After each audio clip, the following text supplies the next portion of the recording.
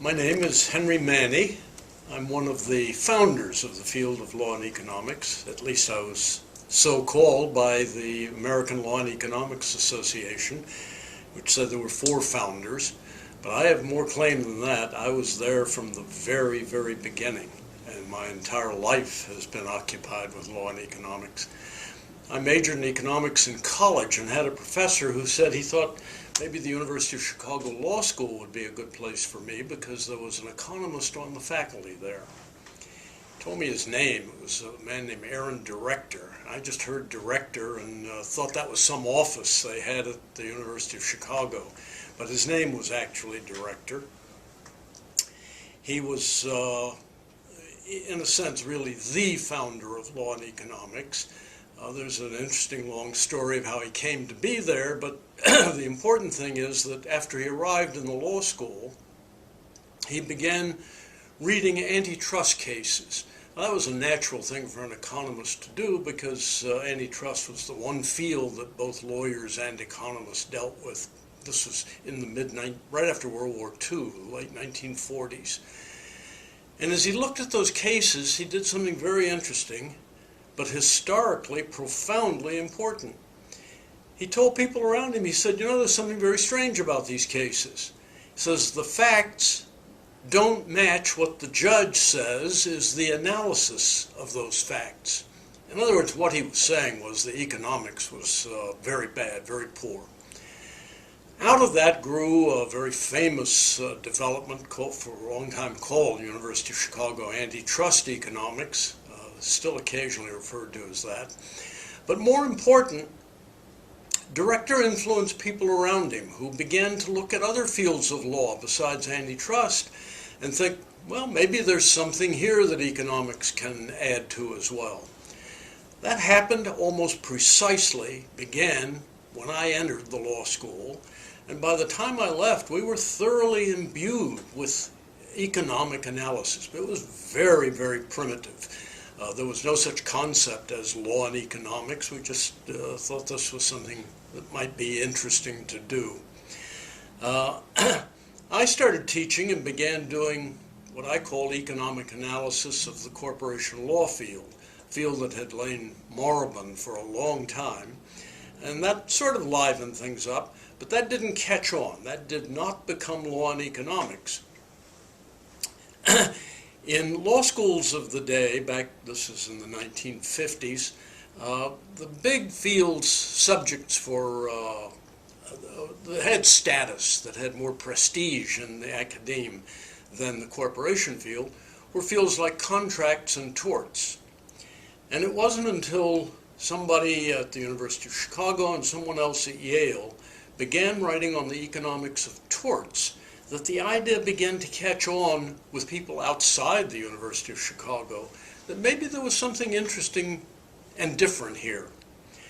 About that time, the first textbook appeared by a man later a professor at the University of Chicago and now very famous judge, Richard Posner, a textbook called Economic Analysis of Law.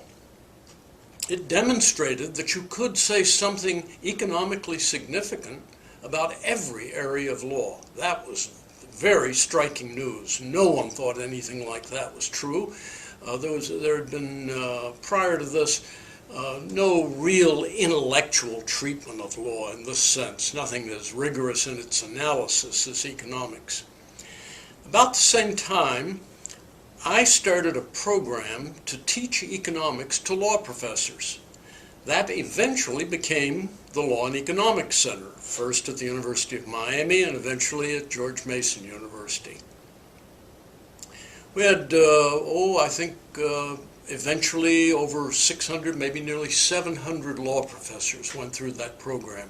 It was electrifying. It had a revolutionary effect on legal education everywhere. It took a little more time for it to spread around the world, but today it is spread everywhere. It is an enormous field, recognized as a separate field today in many university systems, particularly on the continent in Europe, where you can get a PhD or a master's degree in law and economics. Here in the United States, the focus has been more in the law schools, so there's not as much traditional graduate work with a PhD, but the work is very much the same.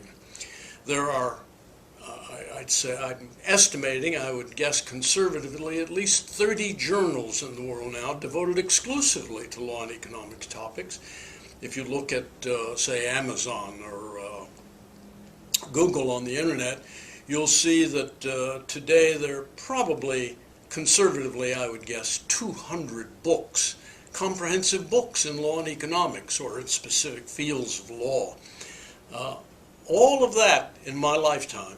It all started out at zero. It started out with that guy reading antitrust cases at the University of Chicago, and it has grown into the most significant intellectual development in legal history, I think in the United States and perhaps elsewhere as well. It has made law a serious intellectual pursuit, which it never was. It was a trade, it was a profession. People could be very bright, and it took good brains to be a good lawyer, but that didn't mean that they could do the kind of analysis that is quite common today. Well, from what I've said, it's easy to realize the enormous influence this has had in law schools and economics departments and around the world, but it's much more than that. It's in the practice of law today. It's in judges. For years now, I started in 1976 with a program for federal judges to teach them economics. That program continues with enormous programs run here at George Mason for state judges as well.